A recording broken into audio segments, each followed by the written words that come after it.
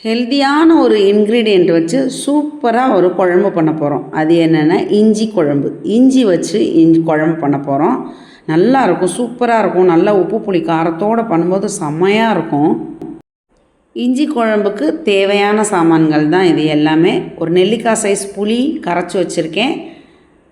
பச்சை மிளகா ஒரு 5 பச்சை மிளகாய் நறுக்கி வச்சுருக்கேன். கொஞ்சம் கருவேப்பிலை கொத்தமல்லி நறுக்கி வச்சுருக்கேன்.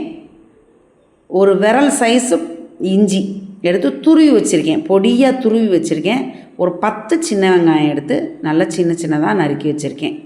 இது எல்லாமே ரெடி பண்ணி வச்சாச்சு. எப்படி பண்ணுறதுன்னு பார்ப்போம் வாங்க.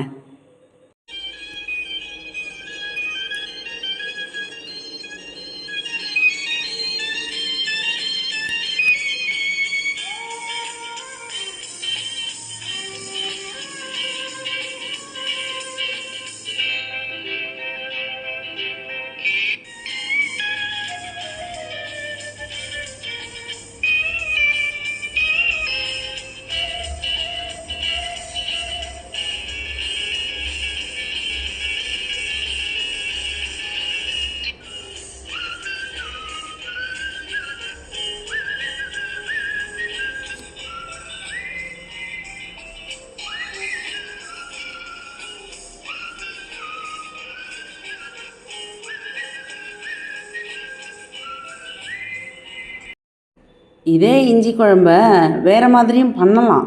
மிளகா பொடி போட்டு இதே மாதிரி தான், எல்லாமே இதே மாதிரி தான். அந்த பச்சை மிளகாவுக்கு பதிலாக ஒரு சிலருக்கு பச்சை மிளகா போட்டால் காரம் பத்தலைன்னு சொல்லுவாங்கள்ல, இன்னும் காரம் நிறையா வேணும் அப்படின்னா அவங்க என்ன பண்ணலாம்னா மிளகா பொடி போட்டுக்கலாம்.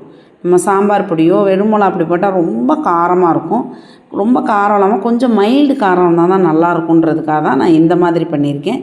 சப்போஸ் உங்களுக்கு பச்சை மிளகா வேணாம், அந்த காரம் பத்தாதுன்னு நினச்சிங்க அப்படின்னா நீங்கள் அந்த பச்சை மிளகாவுக்கு பதிலாக மிளகா பொடி போட்டுக்கலாம், சாம்பார் பொடி போட்டுக்கலாம், இல்லை வெறும் மிளகா பொடி போட்டுக்கலாம். வெறும் மிளகா பொடியும் கொஞ்சோண்டு மல்லிப்பொடியும் சேர்த்து போட்டிங்கன்னா சூப்பராக இருக்கும். அது இதே மாதிரி தான், எல்லாமே இதே மாதிரி தான். இதே மாதிரி எல்லாத்தையும் வதக்கிட்டு அதுக்கப்புறம் அந்த கரைச்சி வச்ச புளியை எடுத்து அதில் விட்டு நல்லா கொதிக்க விட வேண்டியது தான். அப்புறம் உப்பு, பெருங்காயம், மஞ்சப்பொடி, அது எப்பவும் போல் அது எல்லாத்தையும் ஒன்றா சேர்க்க வேண்டியதான்.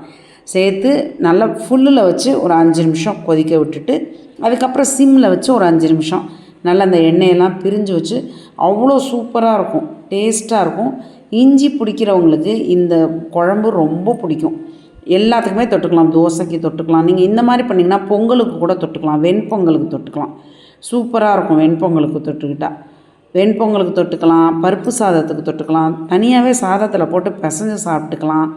ரொம்ப நல்லாயிருக்கும். நீங்களும் ட்ரை பண்ணி பாருங்கள். இப்படியும் பண்ணலாம், அப்படியும் பண்ணலாம். எப்படி உங்களுக்கு வேணுமோ அப்படி பண்ணிக்கலாம். பட் மெத்தட் எல்லாமே ஒன்று தான். நீங்களும் வீட்டில் ட்ரை பண்ணி பாருங்கள். நல்லா இருந்தால் கமெண்ட்டில் சொல்லுங்கள். பாய்.